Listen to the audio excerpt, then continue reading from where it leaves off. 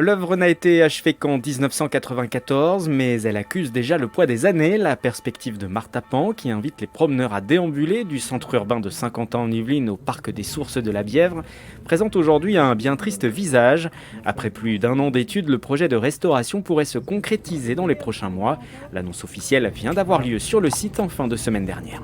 Aujourd'hui, il faut à la fois restaurer, réparer et concevoir des ouvrages qui sont à l'échelle et pérennes et durables. Le problème récurrent, c'est le problème de l'eau qui est à la fois sa force, puisque c'est une œuvre construite au fil de l'eau.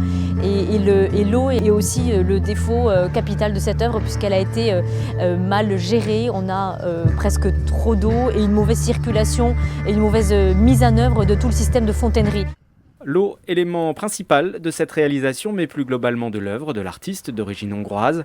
À travers le monde s'exposent ses réalisations monumentales, des États-Unis au Japon en passant par l'Arabie Saoudite.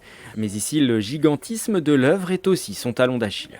On a créé des ouvrages, des structures et un canal à l'échelle d'une métropole et d'une capitale, là où nous sommes sur une capitale régionale, simplement.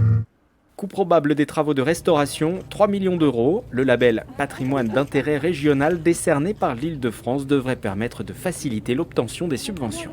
On a vraiment lancé depuis 2016 un vaste programme culturel de façon à pouvoir valoriser tout ce patrimoine qui j'allais dire petit patrimoine qui n'est pas si petit que ça, mais qui n'est pas financé au titre des monuments historiques et donc qui malheureusement se dégrade aussi et donc a besoin de financement, donc d'où cette création de ce label. De quoi célébrer ce moment avec quelques notes de musique et quelques mouvements de danse.